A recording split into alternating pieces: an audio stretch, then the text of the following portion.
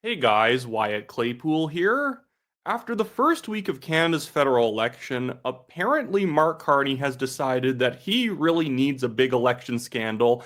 And so, in the aftermath of Paul Chiang, the Liberal MP running for re-election in Markham Unionville, saying that a conservative candidate, Joe Tay, should be brought to the Chinese consulate to collect a bounty on his head, he's not going to be removing Paul Chiang. This is going to dog him for the entire election. And Mark Carney has already said he's not getting rid of this candidate. And there's about 24 hours left for him to actually change his mind. And even if he changes his mind at this point, it will look like he didn't actually care to do it and he was only forced to do it by public pressure. I need to show you the press conference that just went down because this is a complete disaster for Mark Carney. It's the stupid conventional political wisdom of never admit to a mistake. And oftentimes that's good advice, but not in the instance of your own candidate saying a Hong Kong refugee turned conservative politician who was an actual famous actor in Hong Kong and decided to become a freedom activist for like purely righteous reasons, that guy should be arrested.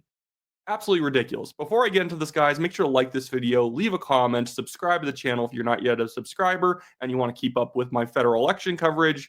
But without further ado, here is the press conference in question. Paul Chiang, one of your candidates in Markham, talked about turning over a conservative candidate to the Chinese consulate to receive a bounty placed on him by the Chinese Communist Party. Can you explain why you've not dropped him as a Liberal candidate? Thank you for the question. Look, the comments were deeply offensive. This is a terrible lapse of judgment by Mr. Chiang. He has apologized for those comments. It feels like Mark Carney's AI is breaking down right now. Like, nobody cares if you can identify it as an offensive comment. It's treasonous. That is the bigger thing here. He didn't call somebody fat or whatever, and now he has some scandal of him being rude. It's him, even if half jokingly, talking about taking somebody who had to flee their home country for standing up for freedom, that they should maybe be brought to the Chinese consulate for some money, which is such a risk factor for Joe Tay that he, in fact, has had to hire security in order to actually be able to keep campaigning. I think he's actually requested that the RCMP potentially provide him security during the election now. This is not a little oopsie that, Paul Chiang can just apologize for. He's not a new person in politics. He was elected last election. He is somebody who should know better, not only because he's a former cop, but he's also a current sitting member of parliament. He has apologized directly now to the person that he mentioned, apologized directly to him yesterday. I've spoken to Mr. Chiang as well over the course of the weekend to understand his position. He is a veteran policeman. Mr. Chiang is a veteran policeman with more than a quarter century of service. All the more reason to get rid of him for doing this. By the way, we're going to get into it in a little bit. This is not a lapse of judgment on Paul Chiang's part. He has been hanging out with the CCP at every chance he gets, despite the fact that recently China executed 4 Canadians and they're placing tariffs on Canada. He was speaking at events with the CCP at the same time all that was going down. Mentioning that, Paul Chiang's a really good guy at heart doesn't change anything. It's not a lapse in judgment because a good person would never say this. To his community. 28 years of defending rights in this community. And he will continue with his candidacy going forward, having made those apologies very clearly to the individual, to the community, and moving forward to serve. And then previous to this, he was speaking with the RCMP about his safety. So I'm just wondering why you feel comfortable continuing with a candidate that was parroting Chinese Communist Party talking points to try and attack a political candidate. Look, this is a person of integrity who served this community. Is he again? It wasn't even really a joke what Paul Chiang was saying. He was basically using it, not like he's literally calling for a mob to go and grab Joe Tay and bring him to the consulate, but he's making the snide remark that, yeah, people should go look into the fact that the Chinese government has a bounty on his head, because he thought that would play well in pointing out that this guy's kind of a criminal. He's not a criminal. He's an actor who is leading the umbrella movement in Hong Kong, fighting back against the CCP anti-democracy laws that were coming in like a few years ago. He is, in fact, a Hong Kong patriot, and now he is a Canadian patriot. And Paul Chiang slandered the man, as well as implying that maybe the CCP's right to want to arrest him, put a bounty on his head, and put him in a concentration camp for, the crime of being in favor of rights and freedoms. And again, the fact he was a cop for this long should disqualify him faster, because if he knows what rights and freedoms are and he's been defending them for 28 years, he shouldn't be doing stuff like this. The fact that this clip I'm showing you is like over 6 minutes, and we're not going to play the whole thing, is telling about how bad this is an issue for Carney. The fact that every media outlet pretty much has to ask about this because it's so bad is proof positive that he should have been absolutely thrown out of the party using like a jet to get him out of there as fast as possible. His community, as a senior police officer for, as I said, more than a quarter century. He's made a terrible lapse in judgment. He's made an apology for that. It's also an individual who has family in Hong Kong. He's under no illusions about the situation there, the situation in broader China. By the way, there are people in Hong Kong who support the CCP. I'm not sure exactly if Paul Chiang would be in favor or against the CCP, but based on his history, I'm skeptical if he'd be on the pro-democracy side of things. He's made those apologies. He's made them directly to the individual concerned. He's made them directly to me.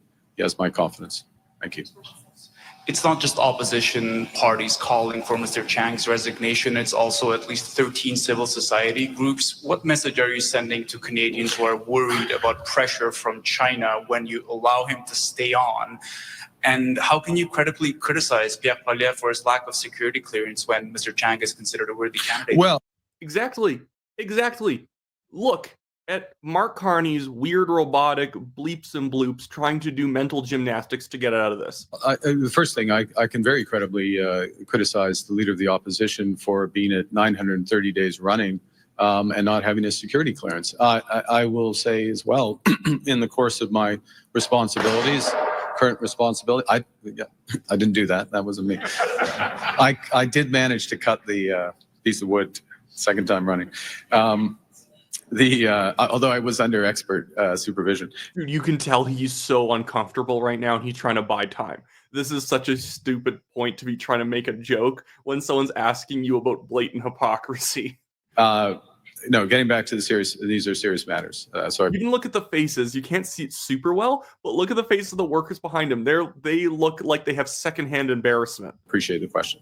But in the course of my responsibility as Prime Minister, just yesterday, I received an additional briefing on foreign interference and potential matters related to that. Of course, I can't share any details of that, but it just underscored once again, I take my responsibility seriously, but the extent to which leader of the opposition does not and hasn't for more than 3 years. In terms of, but to go back to the specifics of your question, this situation, look, I am deeply offended by those comments. As I said, they're a terrible lapse of judgment. I view this as a teachable moment. It underscores the respect with which we treat human rights in this country, the differences between Canadian society and other countries. This, after all, though, I will go back to the character of the individual who made a lapse judgment. This is someone who has served our community. He's literally repeated the same thing 3 times to this specific journalist. Mark, I will give you a cookie if you attempt to actually answer this question on why it's not hypocritical that he gets to run for your party, and yet you're like mad at Poilievre for not getting a security clearance, which is complete nonsense. The security clearance, if Poilievre got it, would preclude him from being able to speak on anything about the matter. It's a complete like sleight of hand where the Liberals want you to take the security clearance, so then you can't talk about anything to do with what you had to get the security clearance for. Even if public information comes out that confirms the reporting that you've seen, you're not allowed to mention it. Has been on the front line of policing for almost 3 decades and has been standing up for those rights and has that track record for it. He's made his apology. He made it to the public. He made it to the individual concerned, made it directly to me, and he's going to continue with his candidacy. Thank you. He apologized. I guess it's I fine. noticed multiple GTA area candidates behind you. If you're still standing behind Mr. Chiang, why isn't he standing behind you today? He has other responsibilities in his riding. We don't.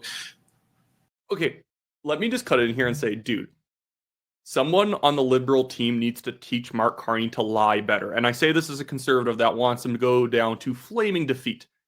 Lie better. Just say that, well, yeah, we put him in the doghouse for a few days. He's not allowed to be here because he knows he messed up. That would be a better way of doing it. That along with his apology, I'm making sure that, he's not going to be allowed in the limelight for a little bit. Paul is going to have to take a walk in the woods for a little bit, and he can come back later, because I sincerely believe that he didn't actually mean that comment, but it still means that you're not going to get the VIP treatment as a candidate for a little bit. He could have said that, but he's like, oh, he had another engagement. What was the engagement? Hiding in his office away from reporters? We have multiple, but not every candidate. Mr. Carney, I'd like to press you a little bit more on Paul Chiang. He lives in a riding that is 70% diverse, people of color. Half of that are people of Chinese ethnic origin, and of that population, about 20% are from mainland China.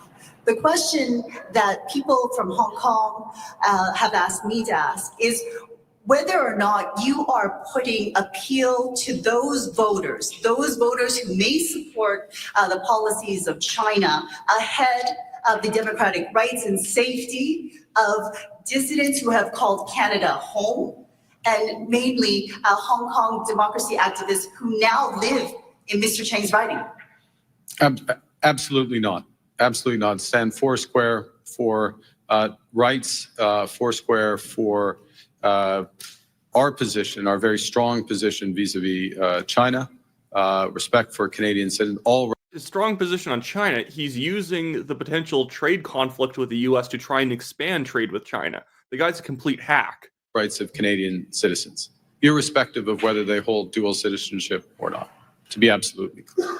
And Mr. Chiang has long history of service to that. Okay, I'm just going to cut it off here. I know there's only a minute left, but my goodness, if he is going to waterboard me with the exact same story about how Mr. Chiang used to do a lot of police work in the community, like the stupid log cabin story about how Chiang's been out there grinding in the streets. He's like Serpico, actually, defending the rights of Canadians and trying to prevent corruption.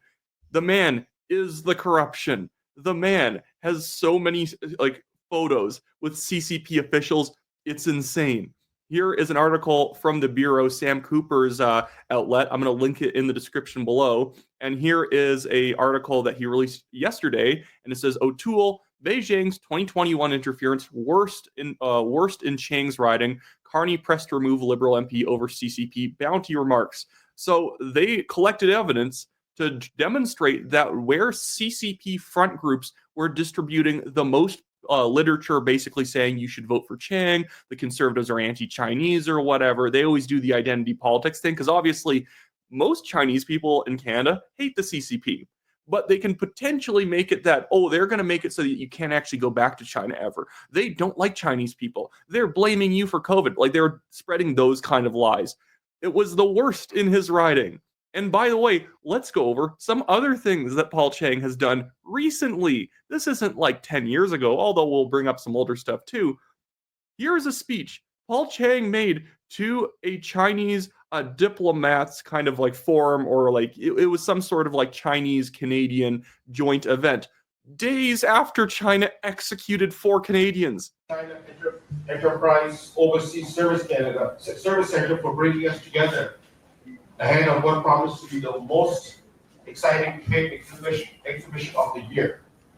If you notice, this is a room of basically Chinese loyalists. There's a reason why people are wearing Chinese flags and CCP pins in this room. This is what he chose to do after China, killed for Canadians and is, by the way, putting a 100% tariff on canola oil, as well as a 25% tariff on all Canadian agricultural and seafood products. We have still not heard a peep out of Mark Carney. The only people who have talked about this are Pierre Poilievre and the Conservatives. They will not bring up the fact that China is tariffing us. Let's look at some other stuff that might be interesting to this case, because it seems like a very interesting case to me. I want to bring up some of the photos I have here that Andy Lee and Sam Cooper have been posting. Look right here. Here is Paul Chiang earlier this year, again, at another CCP front group event. Paul Chiang with Council Wang Yingjun in 2025. Okay, that's a bit odd. Let's go find another one. Here is him as a police officer attending CCP diplomatic events and going along with CCP front groups. The man has absolutely no credibility. So little credibility, mind you. The NDP is calling him out. From my perspective, the comments from the Liberal candidate, Paul Chiang, is absolutely astounding. He is a police officer, and he ought to know that when the CCP went out and put a bounty on anybody, including Canadians, that cannot be acceptable. That is intimidation at its worst. And yet, he played right into it. He advocated for people to bring him to the Chinese consulate to collect the bounty. In what universe is this normal? And especially in the face of Canada, where we're faced with foreign interference. Guys, do you know how difficult it is to get the NDP off their butts to say anything to defend Canadians? The NDP is not a party that is used to attacking the CCP or Chinese interference. They usually just stick to saying Poilievre hasn't gotten a security clearance. The fact that Jagmeet Singh, a man with the political timing of a bowling ball going through a plate glass window, could have latched onto this means that it's going to be a massive political issue. I was creating some content around this. I was like posting to Facebook in one place, and the amount of Chinese people in Richmond who started sharing this news was insane. And they ain't doing it in a, well, it's good that they're defending Paul Chiang. They are vehemently opposed because, again, like 90% plus of Chinese people from Hong Kong in Canada, hate the CCP. In fact, probably 90% of people in China also don't like the CCP, but you're not allowed to say it there. This is a firestorm of an issue that is not going to go away. Let's be very clear, and nor should it go away. This is there's some other stuff by Andy Lee. I don't need to go through the whole thing, but yeah, there's not been a front group. There has not been like a Chinese Canadian forum or some anti-Taiwanese independence group that Paul Chiang will not speak to. And Carney's keeping him as if this is going to win him votes. That's the hilarious thing. This is only going to lose him votes. Who is he winning with this? I guess some pro-CCP Chinese voters? But they're, again, the minority. He's going to lose far more than he is going to win here. And let's be clear, all those CCP voters already were voting for the Liberal Party. Anyways, well, good times on the campaign trail. This, I actually do believe, is probably going to cost Carney and the Liberals probably 2 to 3 points in the polls. Just this alone, they do not have a chance probably in many of the Vancouver ridings with heavy Chinese and Asian populations now. Richmond, Quilchena area, many of the other Vancouver East ridings like Jenny Kwan's from, that probably saves Jenny Kwan in a riding that might have been a tough fight. In fact, this could save Mr. Jagmeet Singh in Burnaby Centre, because I could see enough people swinging against the Liberals in that area to go back towards the NDP to save that guy. The man might be saved only through incompetence. We are seeing an incompetence battle between Jagmeet Singh and Mark Carney. Anyways, so that's it for me today, guys. Like the video, subscribe to the channel, leave a comment, do all that great stuff, and I'll be back later today with another video.